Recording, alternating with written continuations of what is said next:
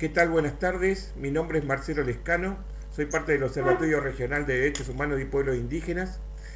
En esta ocasión, eh, continuando estas conversaciones, estos diálogos con autoridades y referentes de pueblos indígenas que denominamos La Voz en primera persona, nos acompaña por parte del pueblo de la Nación de Aguita, Mercedes Velardes, por parte del pueblo Coya, Seferino Zárate, pero antes de presentar a Nina Jaramillo, que es parte del observatorio. Nina, ¿qué tal? Buenas tardes.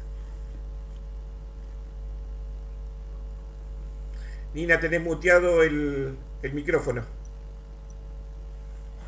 Bueno, muy buenas tardes a todos los que nos acompañan un día más en estas entrevistas que le vamos a hacer a los hermanos. Decirle que, bueno, yo soy de Pueblo Coya, al igual que nuestro invitado Seferino Zárate, también parte del observatorio, encargada del área de educación intercultural y el área de la cosmovisión. Y bueno, estamos con muchas ganas de seguir esta consulta previa, libre e informada, la voz en primera persona de los pueblos indígenas y sus comunidades. Bueno, la hermana Mercedes es referente territorial de la comunidad indígena del pueblo Tolombón, y Seferino es parte del Consejo de Participación Indígena del CPI y del pueblo y la comunidad Coya de Tincunacu. Así que bueno, bienvenidos. Y Marce, te paso la palabra. Gracias. Sí, bueno, para que puedan presentar. Por un lado, la comunidad de Seferino es una comunidad histórica. En la década del 90 obtuvieron por primera vez, corregime si me equivoco, Seferino, el título de propiedad comunitaria indígena. Mercedes, por otro lado, la comunidad de Tolombón, ellos tienen un documento que era época de la colonia, una cédula real, dos documentos diferentes que demuestran la persistencia de los pueblos indígenas, la persistencia en el territorio, la persistencia como un colectivo, la persistencia como un grupo humano desde siempre, desde antes de la colonia, desde antes de lo que hoy es la República. Y bueno, el territorio también es parte del derecho a la consulta. Y bueno, empezar con Seferino y preguntarte, Seferino, ¿qué es la comunidad Tincunacu del pueblo Coya? Bueno, buenas tardes hermanos a todos. Muy buena presentación y agradecerles, digamos, la invitación a este conversatorio. Muy emocionado porque el encuentro, ya sea, aunque sea virtual, es importante unir distintos puntos del país, representantes de varios pueblos, y esta oportunidad de conversar y exponer acerca de la consulta es muy importante. Creo que es el aspecto que falta en la consolidación de los derechos, la consulta, porque en definitiva, desde los inicios de la lucha de los pueblos, la relación, digamos, siempre dirigida hacia los estados locales, las provincias, el Estado Nacional, y básicamente la relación con el poder, digamos así, del poder constituido, las empresas y los poderes estatales. Bueno, como todos sabemos, en Argentina y al lado de Latinoamérica, los pueblos indígenas tuvieron que reivindicar este derecho desde un comienzo, y creo que hasta la fecha no lo hemos podido terminar su consolidación, digamos, porque ha sido una continua lucha para consolidar estos derechos en distintas direcciones, ¿no? Asegurar la propiedad de la tierra, los recursos naturales, y también la organización política de las comunidades. Entonces Tincunacu ha pasado transversalmente en todos estos procesos. Al comienzo, Tincunacu tuvo, en definitiva, digamos, que soportar, como lo han padecido otros pueblos, digamos, la opresión de los poderes, en este caso de Ingenio San Martín del Tabacal, sobre el cual se pagaba arriendos, pastajes, y otros tipos de impuestos que le exigía a nuestros abuelos y además trabajar en la zafra de la caña de azúcar. Y bajo amenaza de desalojo. Esto fue el inicio, digamos, de la lucha de Tiwanaku, y en donde esto permitió, digamos, la unidad de los hermanos, el recurrir al proceso de identificación como collas, como indígenas, y después salir, digamos, de la comunidad, porque acordemos que estando en el territorio, sin vínculos hacia afuera, sin una preparación, sin una planificación energética, hubiera sido difícil para nosotros. Tuvimos que salir desde la comunidad y enfrentarse con el poder en distintas direcciones, con el poder local, con los municipios, con el Estado provincial, con el Estado nacional, construir una identidad, porque acá en Orán era difícil, porque todos los entes de control eran del Ingenio San Martín, hasta la policía respondía al Ingenio San Martín de Tabacal. Entonces, poner de relieve nuestra identidad fue sumamente difícil. Y si alguna vez alguien escuchó de los collas y quiso mencionar los collas, nos confundieron con los hermanos de Bolivia.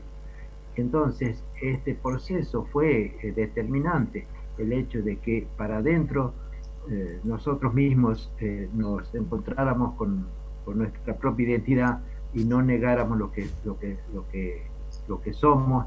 Eso nos permitió, digamos, empoderarse de una lucha y enfrentar los poderes muy sumamente, digamos, grandes, como es Tabacal, ya no lo es con Patrocosta, ahora es una multinacional, con grandes establecimientos en Jujuy y en Salta, con grandes extensiones de tierra, y que realmente fue elegido nuestro territorio porque realmente, digamos, tenían ahí el espacio para el cultivo de la caña, la captación de las aguas de los ríos y la mano de obra de los collas.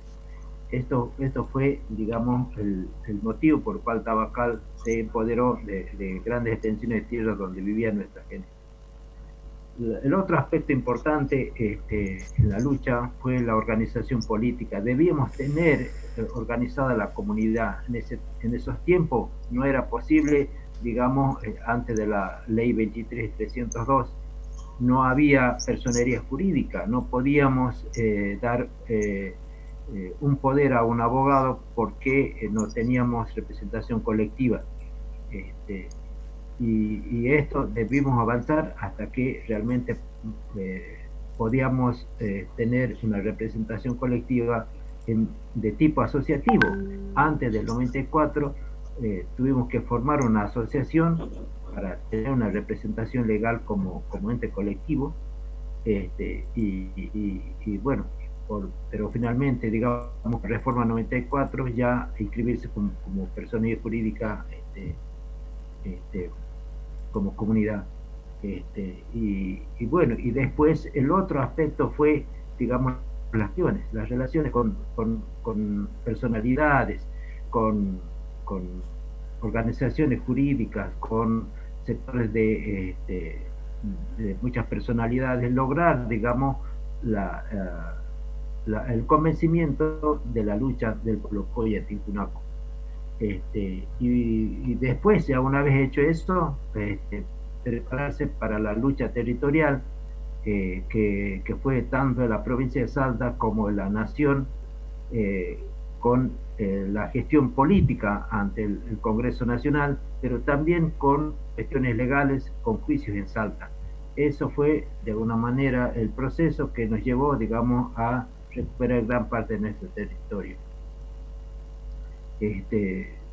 Finalmente, digamos, como para cerrar esta síntesis, podemos decir que estas relaciones que pudimos lograr nos facilitó también el trabajo de Tiwanaku y la consolidación de su gestión y los títulos de tipo comunitario, por supuesto lo aclararemos después, porque efectivamente todavía no existe la ley de propiedad comunitaria, pero bueno, nuestros títulos fue inscrito así en Salta. Puedo cerrar esta larga síntesis que ustedes me están permitiendo. ¿Por qué hemos elegido este nombre de Ticunacu? La voz quechua que nos permitió, digamos, tener la mirada amplia de todos los rincones de nuestro territorio. Era la representación, era el legado que nos había dejado la caravana de 1946, que los hermanos, los abuelos se habían unido desde Abrapampa hasta San Andrés, Santa Cruz, Paraní, diversos pueblos, pero nunca hablaron por separado, y ellos fueron a Buenos Aires para lograr un territorio unificado, una lucha común, y eso es la síntesis de Ticunacu. No podíamos elegir otro nombre propio, porque no era representativo de nuestra lucha. Falta mucho por decir, pero no quiero abusar de este tiempo, y para dar lugar a los otros hermanos. No, es una lucha muy importante la que llevó a cabo Ticunacu. Yo recuerdo muy bien cuando hicieron en la Plaza de los Congresos para conseguir las leyes. Y bueno, vamos a conocer un poco a Mercedes, de la comunidad Tolombón, que es una experiencia también con mucho territorio, con distintas bases territoriales, así como tiene los 4 ailius que tiene Ticunacu. Tolombón también tiene distintas bases, y eso nos va a contar Mercedes cómo es el territorio y la organización de la comunidad Tolombón. Bien, gracias hermanos, hermanas. Bueno, agradecer primero por la invitación, y bueno, a continuación nosotros también, digamos, venimos de la lucha histórica de los pueblos originarios, ¿no? En toda América. La diferencia es que quizás lo que tenemos es un documento del año 1679, que es un poco diferente a lo que, digamos, lo que tiene Amaiche y Quilmes, que es una cédula real donde la Corona de España les reconoce ese título, y de hecho la provincia le sigue esos pasos. Por eso es que Amaiche y Quilmes, digamos, no hay directamente espacio que sea propiedad privada. Es todo, digamos, pertenece a ese pueblo, a los dos pueblos. Caso de Tolombón, si bien nosotros contamos con ese título, pero ese título no ha sido cedido por la Corona de España, sino que en ese tiempo, digamos, posteriormente a las guerras calchaquíes, que bueno, en el valle ha habido 3 alzamientos, se le dice así, digamos, la historia, pero que en realidad ha sido fortines para defender el territorio, digamos, lo que es la parte del norte, ¿no? Entonces, tanto los caciques de ese entonces, y los caciques de la nación de Aguita, porque en este caso nosotros no solamente ha sido Tolombón, el pueblo Tolombón de la nación de Aguita, sino también Colalao es nuestro vecino. Los caciques de ese tiempo, ellos, digamos, han pensado de que cómo se podría hacer, qué estrategia tomar para justamente vivir en paz en el territorio, que digamos que no nos sigamos bajo el yugo de este imperio, ¿no? Entonces se han armado digamos, de hacer trabajo de mita, le llamaban en ese entonces, que sería así como construcciones de acequia. En ese tiempo se le llamaba Esteco, pero en realidad ahora es Santiago del Estero. Toda esta información tenemos el documento que está en el Archivo Histórico de Tucumán. Hay digamos, una cantidad de documentos que tiene que ver con todos estos antecedentes de nuestro pueblo. Entonces, los caciques de ambos pueblos, digamos, bueno, vamos a trabajar vamos a ir en grupo, nos vamos a organizar y vamos a trabajar y entonces vamos a conseguir monedas. En ese tiempo creo que eran pesos también. No recuerdo bien, pero tenía otros nombres. Pero también juntaron tantos pesos, entonces como, digamos, juntaron tantos pesos para decir, bueno, nosotros sí pertenecemos, más vale, somos de acá, estamos desde siempre, pueblo de Aguita, hay digamos, documentos, los registros antropológicos, arqueológicos, simbólicos de 10.000 años, 12.000 años en todo el noroeste argentino. Entonces, pero, digamos, ¿cómo hacemos para que realmente nos dejen vivir en paz?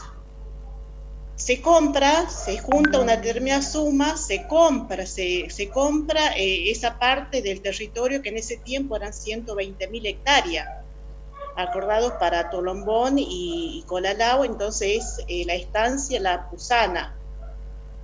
Entonces, bueno, se demarcaron y los caciques y todas las familias se adquieren este periodo de paz, digamos, ¿no? Desarrollando, siguiendo el desarrollo de nuestros ancestros. Toda la parte de la zona nuestra es una parte, o sea que se desarrolla mucho la agricultura y también posteriormente la ganadería, pero una zona, digamos, que es un valle fértil y también una zona muy rica en biodiversidad, porque es justamente un corredor biológico que actualmente es parte del Chaco el Chaco serrano, la región del Chaco. Entonces, transcurrido 200 años desde la compra de la estancia La Campuzana, para 1800, cuando se empieza a conformar el Estado argentino, nosotros estábamos como, después de la compra, bueno, decimos, bueno, ahora nos podemos desarrollar, ya no estamos bajo el yugo de cómo veníamos, como estábamos ordenados. Cuando se conforma el Estado-Nación, bueno, todo lo que pasó, digamos, ¿no? Que ganó una parte, digamos, en lo que es la administración del Estado Nacional, la parte que, digamos, que es de los terratenientes, de los que vinieron de España. O sea, la cuestión siguieron con el mando de esa política, de la política de la oligarquía, de ese tiempo. Entonces, bueno, ya no eran solamente lo que, digamos, que teníamos, los que venían de España, sino los nuevos argentinos, no recién nacientes, pero la oligarquía argentina. A partir de entonces nosotros nos quedamos en lo que es la administración de lo que es el Estado argentino. Se conformaron estancias, como pasado en todos lados, estancias, digamos, para manejar la administración. En el caso de Tucumán, podemos nombrar nuestro territorio, hay 6 bases, y las 6 bases justamente venimos de una lucha de esos tiempos, con los nombres Crito, López Zavalía, en Salta serían los Cornejos, ¿no? En Jujuy los Blaquier. Bueno, en Tucumán tenemos lo mismo con otro apellido y quizás posiblemente sean también parientes entre ellos. Entonces se dividieron, hicieron localidades y se dividieron todo el territorio Tolombón, con el departamento Tranca, de un lado, bueno, la estancia Las Criollas, la estancia de Las Tacanas, así sucesivamente. Dividieron, entonces de un lado tenemos un terrateniente que es López Zavalía, que dice, bueno, de tal lado a tal lado dice López Zavalía, que es una localidad. La otra localidad, bueno, los Guerinos. Del otro lado, los Torinos. Del otro lado, bueno, así sucesivamente. Todas las bases con diferentes terratenientes, pero que en definitiva entre ellos son parientes. Nosotros, como dice acá el hermano, no contamos con leyes. Es más, las leyes que de ese entonces, ¿no?, de 1853, justamente decía que había que convertirlo al catolicismo a todos los indígenas. Y esta gente ha entrado con la iglesia y con la escuela, ¿no? La escuela justamente para subordinarnos Y es tal así, digamos, tal imposición que se dio en ese tiempo que encontramos capilla hasta, en todos lados hay capilla. Seguramente no hay centros asistenciales de primer auxilio, asistenciales de salud, pero sí, seguramente capilla hay. A la fecha, todavía los terratenientes siguen yendo con los curas, y el cura es el que hace todo, el patrón de aquí y el patrón de allá. Bueno, con el tiempo, los abuelos siguieron, o sea, nuestra gente siguió estando en el lugar bajo el yugo de todos estos terratenientes. Entonces había que, digamos, un sistema feudal que había que sembrarle para ellos se llevaban los mejores animales, dentro de la producción que se daba, el tercio era para el patrón, y había que hacerles jornales por año, cada familia, o sea, tenía que trabajar, no sé si 40 días o algo así, era que nos contaban los abuelos. Toda la familia se le trabajaron, y de esa manera ellos más vale, siempre mantuvieron su ganancia, pero a costa del pueblo. En adelante, cuando se empezó ya a lo que fue la 23.302, nosotros hemos mantenido, si bien estábamos subordinados, y quizás también lo pensamos ahora que haya sido una estrategia dentro de lo posible, porque otra cosa no podíamos hacer. O sea, los abuelos, si no era, tenían que irse y, digamos, tenían que dejar el territorio. Los abuelos resistieron a todo, desde que le incendiaban las casas, le sacaban los animales, la producción, bueno, todo eso lo soportaron. Más adelante ya dijeron, bueno, pero vamos a seguir organizados, nosotros para adentro somos una cosa, pero para afuera somos otra, como le pasó a mucho pueblo, una manera de resistencia. En algún momento va a cambiar el tiempo político. Entonces, después ya hubo más organización, después de la 23.302, después de la década del 90, siempre teníamos un cacique, Cosme Morales. Él ha articulado muchas acciones con la época de Perón, ha hecho expropiar una parte del territorio que tiene un título privado, pero es muy pequeño, pero son de las familias del lugar. Lo que tenemos nosotros, que no tenemos familias de afuera, nosotros siempre hemos mantenido las familias que están ahí, son los nietos, los bisnietos de la familia de siempre, digamos, de Tolomones. Sí tenemos otro apellido, porque bueno, no fueron impuestos, pero sí hemos mantenido las mismas familias, prácticamente. Entonces, después ya cuando salió lo que es la reforma de la Constitución Nacional, también nos empezamos a reorganizar. Bueno, ahora es un tiempo nuevo, digamos, tenemos que fortalecernos. También, digamos, empezamos a hacer las primeras acciones de reuniones, de empezar a interactuar con otros pueblos de los otros valles, cómo vamos a reconstruir la nación de Aguita, empezar digamos, a tomar la letra de la ley, apropiarnos de eso primero como herramienta jurídica, pero también como herramienta política. Entonces hacíamos reunión y empezaron fuertemente las persecuciones. No obstante a eso, se siguió, digamos, se fue haciendo. En un momento íbamos a, digamos, nos juntábamos con varias comunidades, íbamos rotando en los diferentes valles. Y así también hacíamos después con la parte de Catamarca, la parte de Salta, la parte de Santiago del Estero.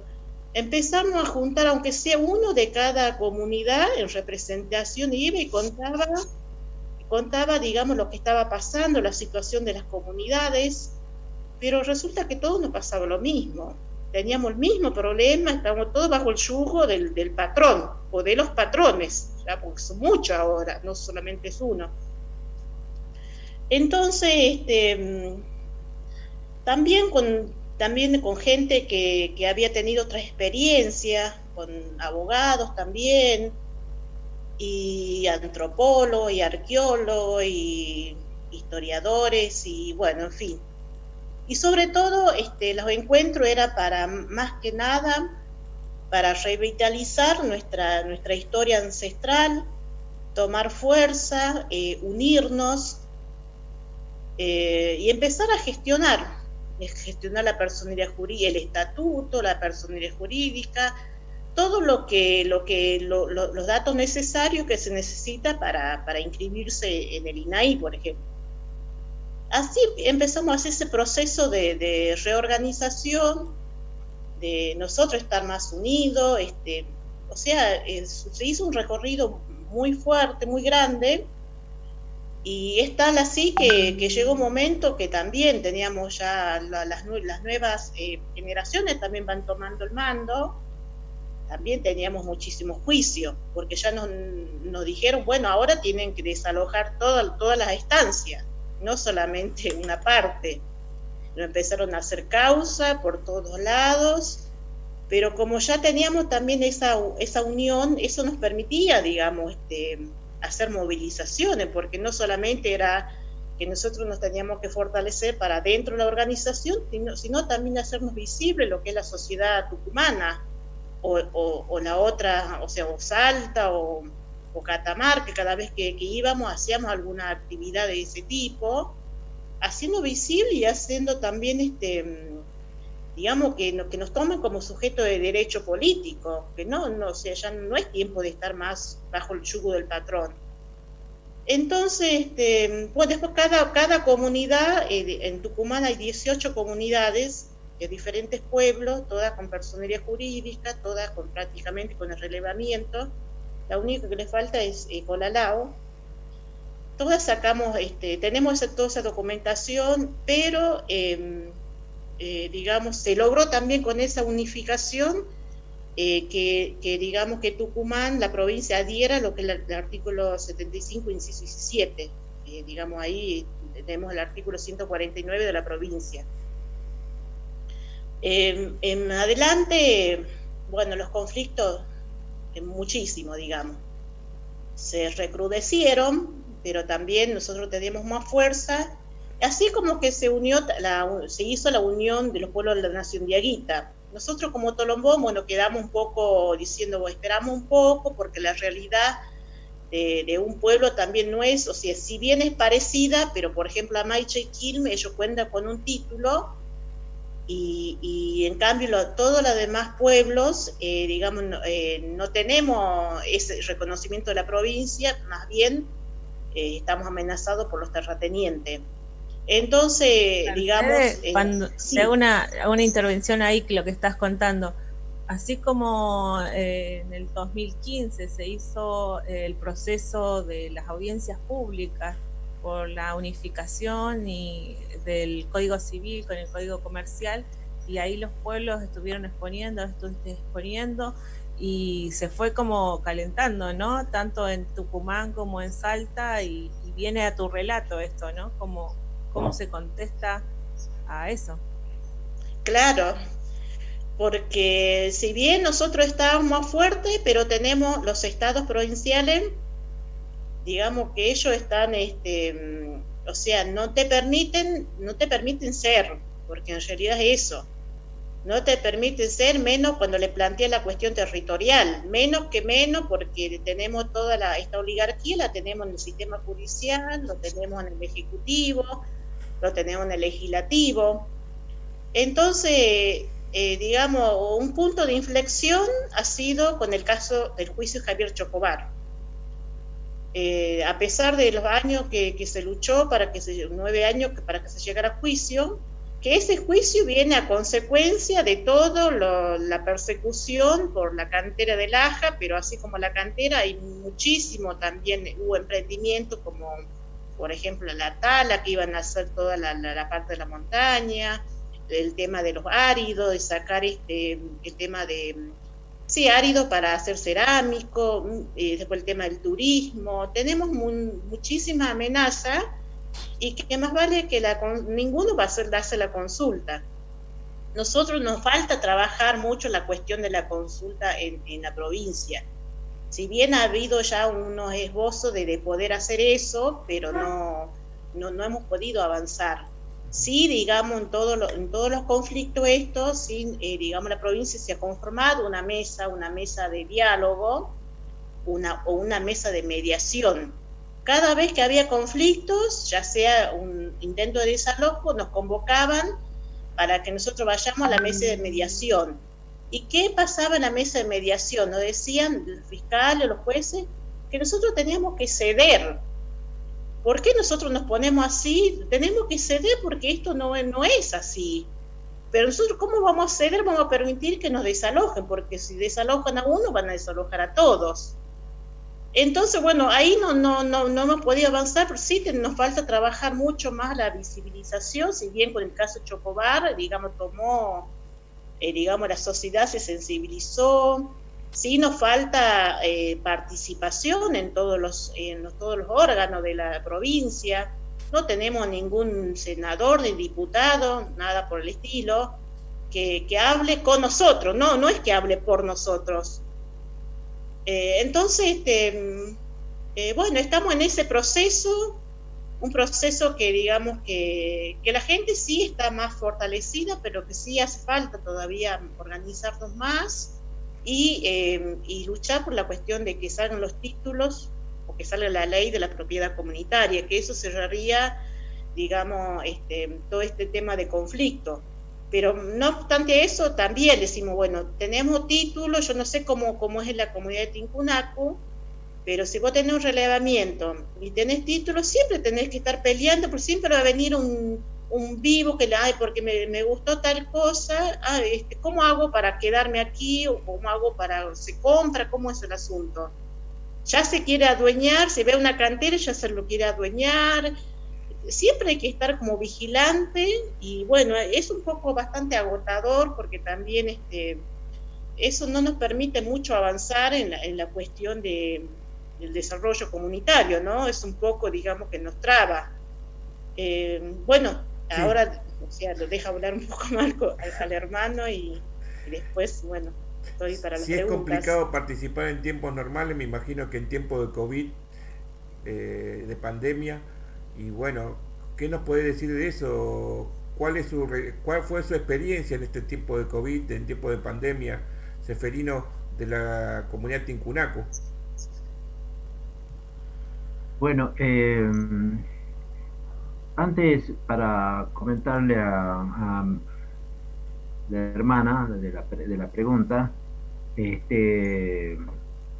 verdad, nosotros tenemos títulos colectivos, comunitarios, inscritos en el registro de inmuebles de Salta, pero ese registro es para las propiedades comunes, digamos, de cualquier ciudadano, y no representa la propiedad comunitaria. Si bien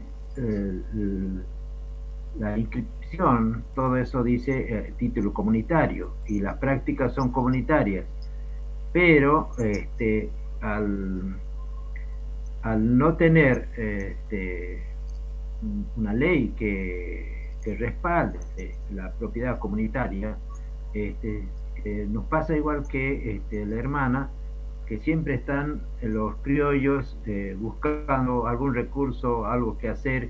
A nosotros pasa con el turismo, porque siempre están viendo los lugares, las cosas más bonitas de la comunidad, los cerros, los paisajes y demás cosas, y siempre están diciendo que como los collas se van a guardar tanta tierra, que nosotros no, y que por qué nosotros tenemos que pedir permiso para entrar, y una serie de cosas, y con el agravante que siempre en nuestra organización interna, y pasa en otros pueblos también, siempre hay alguien que hace de malinche, y bueno, entonces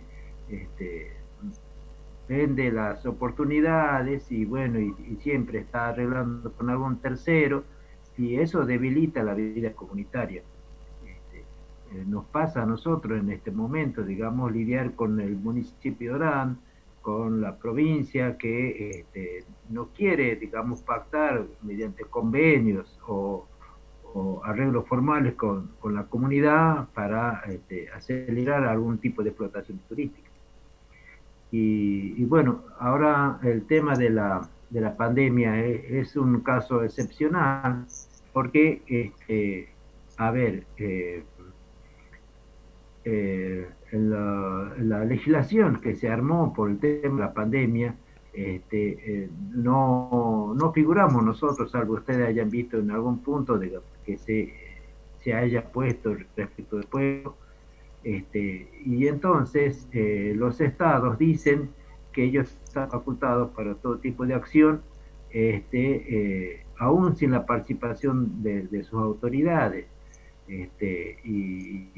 Y entonces de esa manera no nos permiten participar en pleno derecho con los asuntos comunitarios, porque nosotros tenemos una comunidad grande de 350 a 400 familias en el territorio, un territorio grande de 120.000 hectáreas, con muchos pueblitos adentro, y entonces nosotros hemos pedido desde el inicio de la pandemia participar en los COEs locales, porque obviamente nuestros hermanos en principio estaban trabajando para Catamarca, La Rioja, en otros lugares del país y por temporada, y lógicamente iban a regresar con la ley de repatriación, y eso, los hermanos iban a regresar al territorio, pero tenían que ajustarse a toda la normativa, digamos, de los COE, que está bien en definitiva, pero nosotros de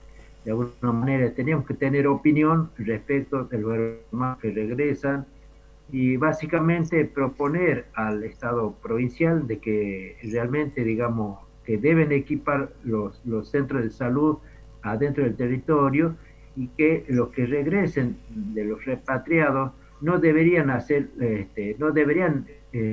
ingresar al territorio sin un examen epidemiológico, y que posiblemente la cuarentena se debe hacer en los centros, digamos, preparados para eso en Orán, porque nosotros estamos actualmente muy desprotegidos respecto del equipamiento de salud y centros de cuarentena, y todo tipo de falencias en nuestro territorio. Y también equipamientos del centro de salud, tenemos apenas un enfermero, un agente sanitario, no hay equipamiento, digamos, específico para hacer frente al COVID. Y bueno, y para eso también nosotros hemos pedido articular con el COE, pidiendo un cerco epidemiológico en los puntos de ingreso a la comunidad, porque obviamente no deseamos ni queremos que haya un mínimo de contagio ante semejante debilidad, ante semejante desaprovisionamiento de equipo, de salud, de médicos, nada. Y entonces, de alguna manera, lo mismo, si hubiera infectados en el territorio, tienen que salir al hospital de Orán. Entonces, hemos hablado hasta estos días pasados, tratando de tener diálogo con la provincia para articular esto, porque nosotros hemos dispuesto un edificio modesto, pero con habitaciones, baños, cocina y corredor, para que realmente ahí podamos tener un centro de observación, un enfermero, una persona de seguridad, y articular con el COE de Orán para tener el control y seguimiento de las personas que entran y salen. Entonces, esto nos está costando. Pensamos que las autoridades de alguna manera en algún momento nos van a escuchar para poder hacer este aporte al Estado, porque esta responsabilidad de la pandemia es responsabilidad de los estados, provinciales, municipales, nacionales, y nosotros estamos haciendo una propuesta para cooperar con el proceso, digamos, de la pandemia. Y bueno, y en este caso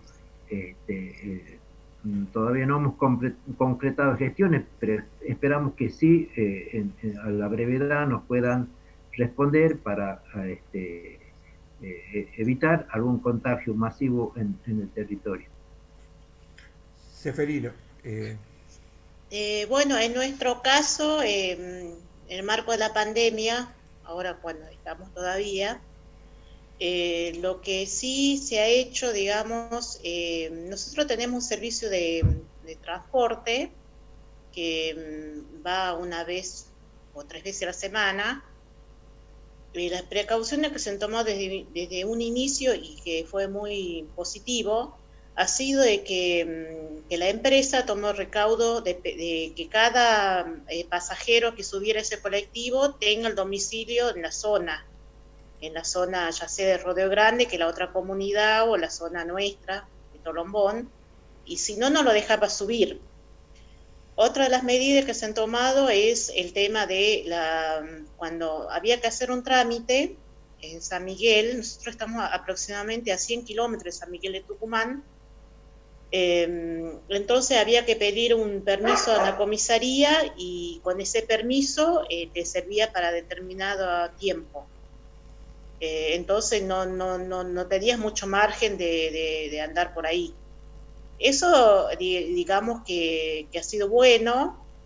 Lo que sí, digamos, la gente nuestra, lo que tiene es, y la importancia esto de la soberanía alimentaria, ¿no? Porque, digamos, si bien en estos meses no podés comprar, no podés bajar a San Miguel para comprar ropa o esas cosas, sino que el que baja se le encarga que te traiga lo que necesite, pero después todas las cosas de carne, el tema de verdura, todo eso, de huevo, de pollo, todo eso se abastece el mismo territorio. Cada familia tiene sus bichos, tiene su siembra, entonces eso nos favorece muchísimo. Eso te garantiza a que vos tengas alimento para, bueno, en realidad para todo el año. Entonces, bueno, la gente se ha resguardado, trataba de no bajar casi nunca, sabiendo de cómo están todos San Miguel. Entonces, bueno, en ese sentido, se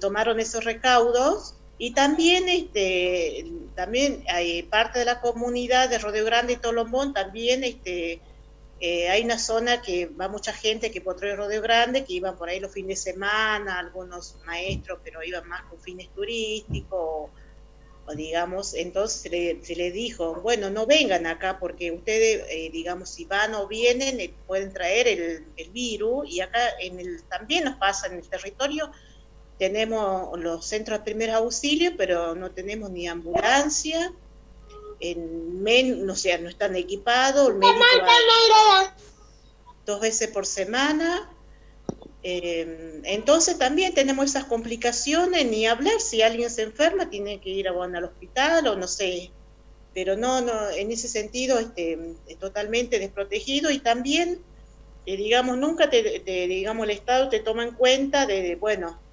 decir, bueno, cómo articulamos ahora las cosas, ¿no? Ya sea el cobro del IFE, eso sí que fue bastante complicado. Fue bastante complicado en el sentido que primero fue en el correo, ahora con la cuenta bancaria, la gente no tiene buena señal, digamos, se complicó eso. Pero si no, digamos, el tema de la soberanía alimentaria creo que es la base, digamos, para justamente más en el marco de la pandemia, ¿no? Así que bueno, por ese lado, digamos, se tomaron todos los recaudos y bueno, tratan de salir lo menos posible. Sí hacen sus cosas, más vale, porque tienen los animales y todo eso, en el campo hay que andar, ¿no? Pero bueno, casi nunca están bajando. En el caso de Tincunacu, también ustedes, Seferino, tuvieron un incendio, ¿no es cierto?, en su territorio, ¿no?, estos últimos días. Así es. Quería completar un poquito el tema de la pandemia. Nosotros venimos ensayando un protocolo, es más, localmente los pueblitos han hecho un pequeño protocolo. Nosotros también a nivel territorio extenso hicimos ensayado un protocolo, y una de las cosas que puede servir para todos los pueblos, para las comunidades, digamos, rurales, que están más alejadas de la zona urbana, es que ubicar el punto estratégico de ingreso, si no es abierto el territorio, si tiene algunos puntos o pocos puntos de ingreso, de acceso al territorio, es mejor controlar esos puntos como un cerco epidemiológico, para que internamente los hermanos puedan movilizarse de alguna manera con mayor libertad, sabiendo que el virus se controla al ingreso. Los hermanos pueden manejarse con mayor libertad adentro, inclusive por el tema de los animales, la siembra y todo eso, porque si nosotros de alguna manera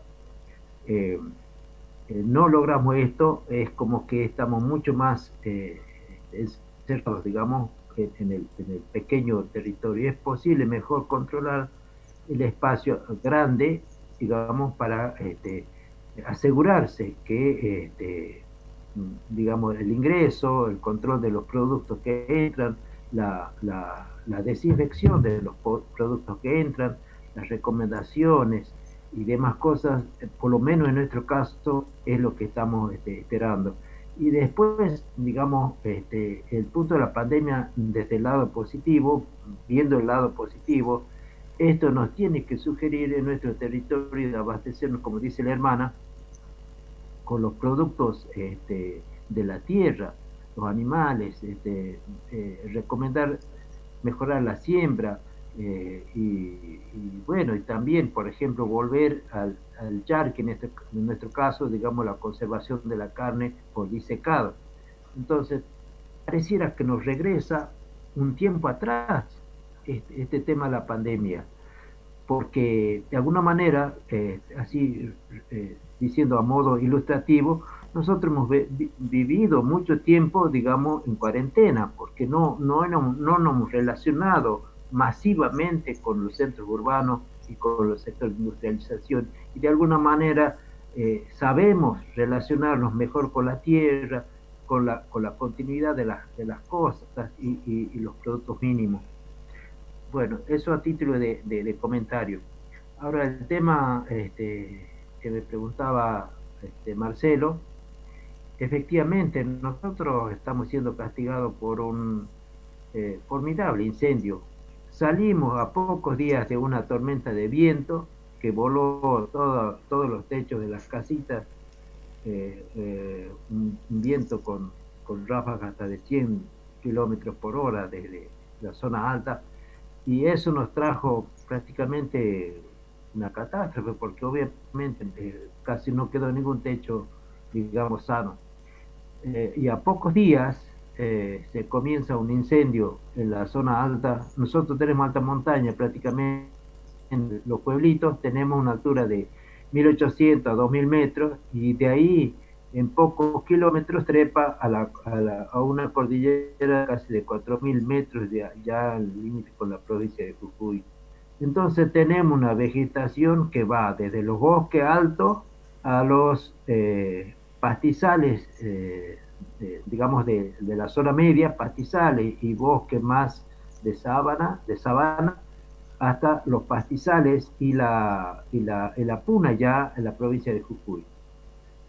Y el incendio comenzó en la zona media, que son de pastizales altos, pajonales, y esa es la zona que estaba muy seca, y ahí se produjo el incendio.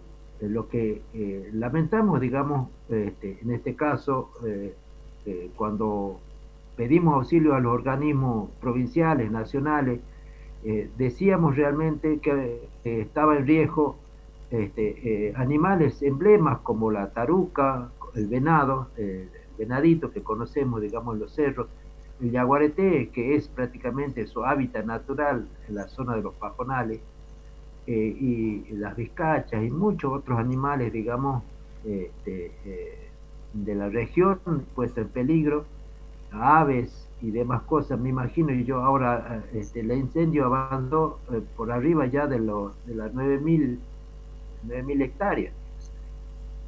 es una enormidad de territorio quemado. Y esto realmente, digamos, vemos que ante esa magnitud no hay recursos que se pueda emplear para el combate del fuego, por lo menos en Salta.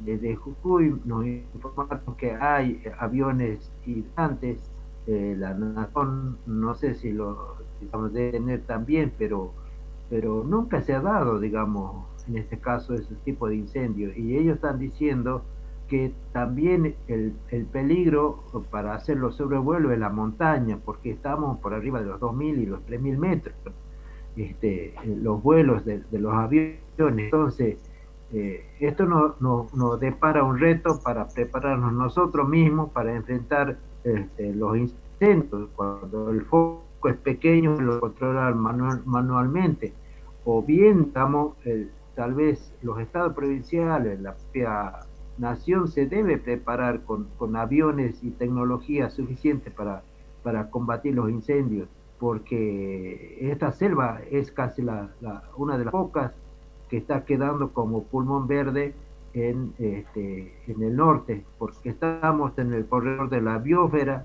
en el sector de las yungas y entre los parques nacionales Baritú y Calilegua. Esto es una zona de interés general, es una zona de interés de la provincia y de la nación. Entonces no es que solo afecta a los collas esto es un espacio de biodiversidad de suma importancia, de sumo valor para la región, para el país, para el mundo. Entonces pegamos el grito de auxilio a todos los organismos nacionales y mundiales por este fenómeno del fuego. Realmente esperar que una lluvia vuelva a aplacar el incendio es realmente una tristeza enorme al no saber que no hay recursos técnicos para enfrentar el fuego.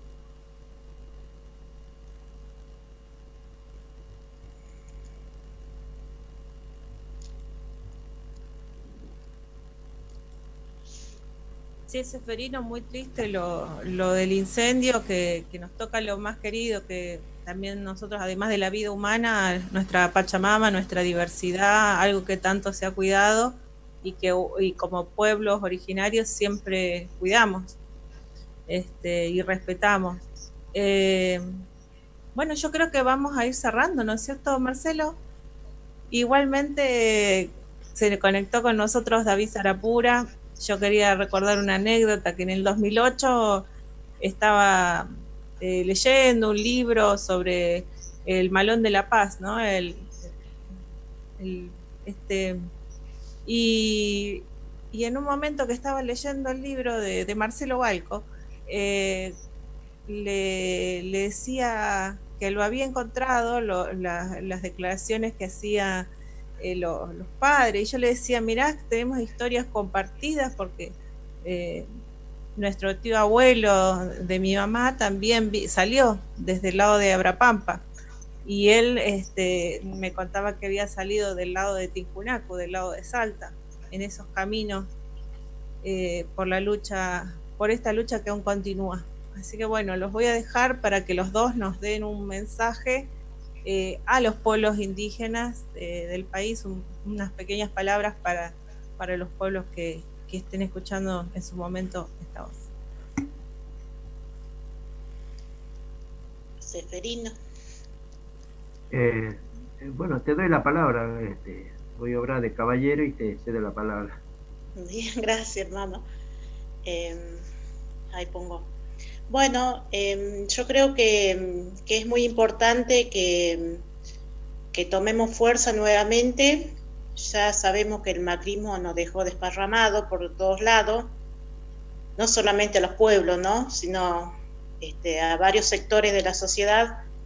Entonces me parece que es tiempo digamos, de tomar empujón y digamos, unirnos justamente para fortalecer y ahora pelear por el tema de la propiedad comunitaria, que es una de las grandes demandas que tenemos los pueblos, el tema de la ley de la consulta, porque eso nos va a permitir justamente dialogar, ¿no? Porque nosotros no es que nos oponemos a los emprendimientos, a los diferentes proyectos, pero sí queremos que nos consulten, porque a nadie le gusta que vayan a hacer proyectos en su casa, creo que a nadie le gusta, entonces como mínimo nos deben consultar, nos deben informar, decir de qué se trata, porque por más que nosotros vivamos en territorio que, digamos, que tiene que ver con esto, con la medicina tradicional, nosotros una vez nos pasó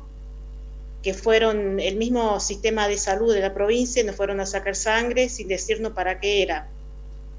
Entonces ha habido una complicidad, entonces no queremos que pase más eso, que nos vayan a sacar sangre o que nos vayan a buscar tales cosas en nombre de la ciencia, y entonces no, entonces tiene que ser con nosotros, entonces también nosotros debemos, apelamos a ese diálogo intercultural, para que justamente somos sujetos políticos, por lo tanto tenemos que ser parte de toda esta sociedad tiene que cambiar, nosotros tenemos que ser más visibles, tenemos que o sea, buscar la forma de tener mayor participación, que hermanos también tienen que ser parte de los órganos del Estado, para las políticas, para el diseño de las políticas públicas, si se diseña de un escritorio, si nosotros, o sea, ¿cómo se puede conocer las diferentes realidades de los pueblos? Entonces me parece que en ese sentido tiene que estar la voz y justamente haciendo propuestas que van a ser superadoras, ¿no? de un Estado monocultural, como nos pasó con la pandemia. Se hicieron acciones, pero para todos iguales, y resulta que no somos, o sea, hay una gran diversidad, no solamente de cultural, sino también, digamos, la geografía. Los pueblos originarios estamos en las ciudades, estamos también en zonas rurales. Entonces tiene que ser, el diseño de las políticas tiene que ir a mano de las propuestas de los pueblos. Nosotros tenemos que, con las diferentes organizaciones, tenemos que acompañar eso si queremos cambiar nuestra realidad o que esta realidad nos contemple a todos. Porque también no solamente, digamos, nosotros tenemos que, o sea, la cuestión de la interculturalidad no solamente para nosotros, sino para toda la sociedad. Porque nosotros en definitiva vamos aprendiendo el idioma del mundo occidental, tenemos que estar en la justicia del mundo occidental, la educación del mundo occidental, pero también queremos que tomen lo nuestro, porque también nosotros, o sea, los pueblos desde siempre ha estado en estos territorios y tiene mucho para aportar, y aportar a la humanidad, ¿no? Entonces siempre nos han hecho creer de que nosotros, o sea, no podíamos opinar, nunca, o sea, siempre los pueblos como que no saben nada, pero en definitiva hay muchísimas cosas que aportar para mejorar una sociedad que está en crisis, ¿no? En crisis, por decirlo, civilizatoria, sería, o sea, del mismo Estado, ¿no? Entonces me parece que en esa cuestión de esa diversidad nos va a hacer mejores seres humanos, mejores personas, en el cuidado del ambiente, el de los bienes naturales, que dejarle un mundo más posible para los que vienen. Eso me parece que es lo que está faltando. Así que bueno, muchas gracias por el espacio. Gracias, hermana. Yo quería dejar una reflexión también. Y esto sería un poco como se le dice a los chicos en primaria, un deber para casa, para todos los hermanos, los dirigentes que nos están escuchando, que el proceso de lucha de los pueblos en Argentina, creo que va a tomar su cauce y va a aspirar a la consolidación cuando nos demos cuenta que esta aspiración al proceso y a la ley de la consulta es que va a echar claridad a la relación que históricamente y necesaria ha sido la relación con el poder. Esto va a dar claridad la relación con el poder constituido de los estados y el poder económico, porque eso es lo que pasa en este territorio. Si nosotros peleamos por nuestro territorio, seguro que está una empresa o está la política o los políticos mediando por estas cuestiones y entra a medir fuerza con los pueblos, como si nosotros estaríamos ofreciendo, digamos, competir por esa fuerza, cuando en realidad simplemente estamos esperando que se reivindiquen nuestros derechos históricos, porque somos anteriores al Estado argentino. Eso es lo único que esperamos, que no estamos compitiendo con el poder ni de las empresas ni de los estados. Entonces, la consulta va a ser un punto que nos eche realmente luces a cómo nosotros vamos a vincularnos con el poder. Y esto es lo que realmente todos los pueblos debemos aspirar a que se haga esto. Y ahí sí, recién tendremos, digamos, de alguna forma un respiro para poder pensar en nuestros proyectos, en nuestro desarrollo interno. De lo contrario, siempre va a haber alguien que está mirando nuestro territorio, digamos, con aspiraciones de proyectos, de desarrollo, y si no es las empresas, los políticos van a hacer el camino para que las empresas de alguna forma se desestabilicen nuestro territorio. Eso es lo que nos está pasando ahora en Tincunacu. Siempre lo han dicho, digamos, ¿por qué los collas tienen ese territorio y nosotros no? Y entonces ahora que lo hemos conseguido, que hemos logrado un gran espacio verde, corazón verde para Orán, para que Orán tome aguas claras, aguas puras y tenga oxígeno, Orán, la región y el mundo, ellos ahora miran con interés y codiciarnos nuestros recursos. Entonces, para nosotros es fundamental esta ley de la consulta. Eso sería. Muchas gracias, hermano, por este espacio. Muchas gracias a ustedes por recibir la invitación, aceptarla, venir, tomar su tiempo. Nos han esclarecido a nosotros en algo tan importante como es el territorio, sino a todos los que están esperando también tener esa otra voz que se necesita ser escuchada en primera persona. Bueno, en principio agradecer también al CUY, que es donde entran nuestras redes sociales, donde estamos en circuito, y bueno, pasarle la palabra a Marce de despedida. Bueno, también agradecerle tanto a Seferino como a Mercedes por este espacio, este acompañamiento, también a David por los saludos, gracias David por también acompañarnos, a todos los que nos siguen en las redes. Bueno, intentar este relevamiento, esta hoja de ruta de lo que es la consulta previa, el derecho de los pueblos indígenas, el derecho que busca que los pueblos indígenas vivan tranquilos, ¿no es cierto? Es su objetivo, ¿no es cierto? Y bueno, agradecerles a todos de vuelta y bueno, y saludarlos hasta un próximo encuentro. Bien, gracias. Gracias, hermano. Gracias. Saludo a todos. Igualmente. Chao, chao. Chao, chao.